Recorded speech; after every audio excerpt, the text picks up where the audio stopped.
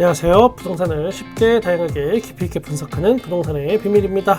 얼죽신 어느샌가 현재 부동산의 트렌드가 됐습니다.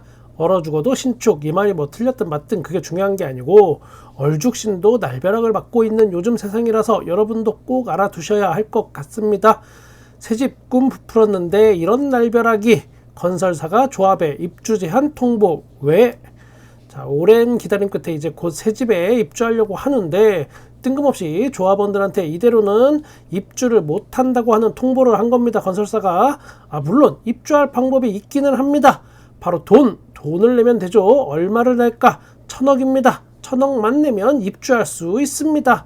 역시나 이번에도 조합과 시공사 간의 공사비 갈등이 그 원인입니다. 이런 얼죽신 아파트는 어디냐면 바로 길바닥에서 넘어지면 발목은 경기도에 있고 머리통은 서울에 있다는 바로 그 광명시입니다.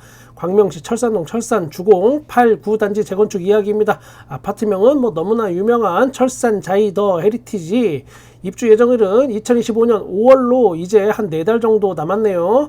이 정도 시점이 된다면 새집에 입주하기 위해서 굉장히 바빠지죠. 사람들이 살던 집도 이제 빼서 이사를 해야 하고 또 정리해야 하고 새집에 맞는 가전제품이나 가구도 새로 또 구매하러 돌아다니고 또 이사 비용과 각종 세금 문제 정리, 잔금은 또 어떻게 처리할 것인가, 이런 것 때문에 굉장히 바쁜, 그렇지만 행복한 시간들의 연속이어야 할 바로 지금입니다. 그런데 새집으로 이사를 넉 달 남기고 있는 지금 상황에 뜬금없이 시공사는 공사비 계약금액 조정 협의 촉구 및 조합원 입주 제한 안내라는 공문을 발송했습니다.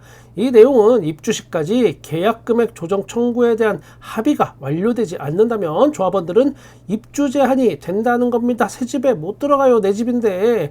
그런데 그 금액이 1,000억이나 됩니다. 1,000억. 요즘 강남에 아파트는 뭐 한 채 수십억씩 하고 100억짜리 집들도 흔하게 거래가 되는 세상이다 보니까 이 1,000억이라는 게 그렇게 크게 느껴지지 않는 것도 사실입니다. 까짓거 뭐 강남이나 한남동에 있는 아파트 몇 채 팔면 그러면 1,000억 금방 되죠. 아마도 많은 집주인들이 그때는 몰랐겠죠. 내 집값 10억씩 올라서 좋다고 난리칠 때 그게 결국 돌고 돌아서 내 뒤통수를 칠 수도 있다는 걸요. 자, 실거주로 1주택 보유한 사람들은 부동산 가격이 오르는 게 결코 좋지만은 않다는 걸 제발 좀 알아줬으면 하는 이 부비에 작은 소망이 있습니다. 그게 내 뒤통수만 치면 다행인데 내 자녀, 내 손주들 뒤통수까지 엄청 세게 후려칩니다. 자, 그렇게 부동산 가격이 팍팍 올라서 이제는 그깟 얼마 안 되는, 몇 푼 안 되는 그 1,000억. 이번에는 시공사의 입장도 한번 들어볼까요? 착공후 우크라이나 전쟁, 중동 전쟁 등 예기치 못한 대외 환경 변화로 현실적인 해결책이 이게 필요해서 설계 변경을 포함한 추가 공사비를 요청했습니다. 2024년 7월부터 조합과 협상의 난항을 겪고 있어서 광명시 공사비 분쟁 조정위원회를 통해서 협상을 진행하는 중입니다. 자, 여기서 제가 한 가지 예언을 해본다면 만약에 러시아 우크라이나 전쟁이 끝나도 공사비 인상은 계속 될 겁니다. 한번 올린 공사비는 절대 내리지 않는 게 또 이 바닥 룰이죠. 자, 러시아 우크라이나 전쟁이 끝나면 이제 전 세계 모든 건축자재는 우크라이나 재건에 사용돼서 모자라다고 할 거니까요. 그래서 다시 또 비싸졌다라고 핑계를 댈 겁니다. 그 다음은 바로 또 환율 문제가 있습니다. 자, 오늘자 달러당 원화 가격은 1,446원입니다. 이것도 저는 지금 우리나라가 총력을 다해서 환율 방어를 하고 있기 때문에 그나마 이 정도 수준이라고 생각을 합니다. 만약 지금처럼 1,450원 수준이 이대로만 유지된다고 해도 2023년 대비해서 건설부문 생산비용은 2.479% 증가하게 되어 있고, 또 그게 만약에 뚫려서 1,500원까지 올라갔다. 그러면 건설부문 생산비용은 2023년 대비해서 3.34% 증가하게 됩니다.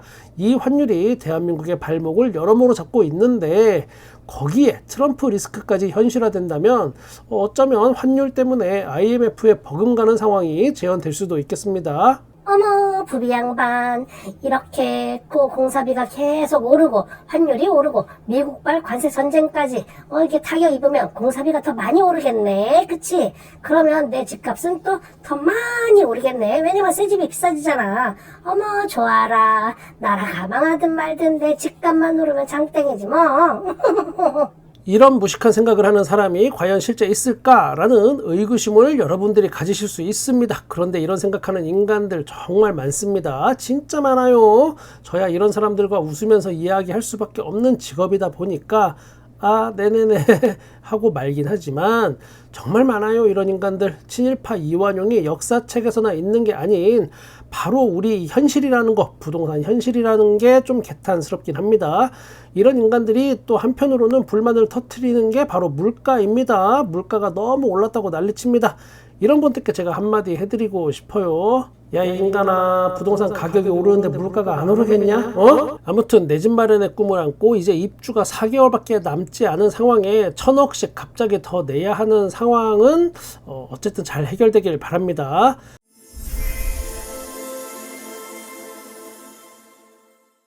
자, 이번에는 2024년 서울 아파트의 평당가를 한번 보겠습니다. 평당가 제일 높은 곳 역시 1등이 서초구로 9,285만원이고 2등이 강남구 9,145만원입니다. 역시나 서초구하고 강남구가 이제 거의 뭐 평당 1억 시대가 다다랐습니다. 1억까지면 이제 강남에 화장실도 한 평 제대로 못 사는 시대가 됐네요.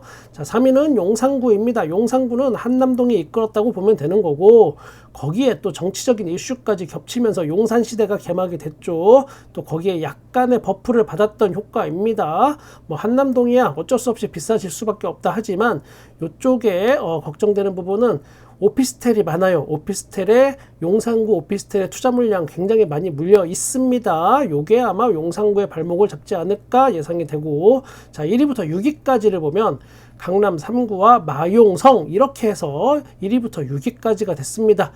여기서 7위가 광진구라는 사실에 관심이 갑니다. 서로 자기네가 강남 4구라고 서로 머리끄댕이 잡고 싸우던 동작구하고 강동구는 의외로 이 순위에서 밀렸습니다. 뭐 그냥 사실 중간 정도 수준이에요. 자, 그럼 여기서 또 우리 또 강남 4구의 허상 이거를 한번 알게 되죠. 강남 4구라는 게 얼마나 허황된 건가. 순서대로 이야기를 해드리면 다시 광진구, 여기는 제 영상을 꾸준히 보신 분들은 아시겠지만 부비가 은근히 광진구를 좀 높게 평가합니다. 특히 자양동, 구이동 요쪽 한강 쪽이요. 잠실의 한강 건너편 동네를 좀 좋게 평가했다가 혹시 너 부비 이 동네 사는 거 아니냐 하는 오해를 많이 받기도 했었습니다. 영등포구는 여의도 재건축이 이끌었고 양천구는 목동 재건축이 가격을 이끌고 있습니다. 여기는 강남 투자가 막혔으니까 그 대체 수요로 여의도 재건축, 목동 재건축으로 지금 돈이 투기 자금이 몰려들고 있는 겁니다. 그 요란스러운 동작구, 강동구, 서로 강남 4구라고 하는 이야기 정말 순위가 무색하게 된 게 강동구 여기 보면 요 위치죠. 아, 근데 강동구는 원래 부동산 바닥에서는 높게 평가받는 곳이 절대 아니었습니다. 그냥 좀 거품이 좀 버프가 심하게 꼈죠. 그냥 강남 3구라는 허상의 타이틀 요거라고 생각하시면 될 게 좀 맞습니다. 그리고 나홀로 아파트나 오피스텔 그리고 완전 오르막에 있는 어떤 꼭대기 정점에 있는 등산해야 되는 아파트 등등, 그리고 은근히 교육이나 어떤 교통환경이 좋지 않은 단점이 좀 심한 아파트들이 많이 분포되어 있는 곳이 바로 동작구, 강동구입니다. 이번에는 동대문구를 보면 평당 3,854만원입니다. 여기 서울에서 중간 정도라고 보시면 됩니다. 여기는 2010년 들어서부터는 서울 아파트 가격이 어떤 수문장 아니면 풍향계 역할을 하기 때문에 유심히 계속 볼 필요가 좀 있는 지역입니다. 동대문구 아파트 가격은 서울 아파트 가격의 선행지표로 많이 종종 해답을 맞췄습니다.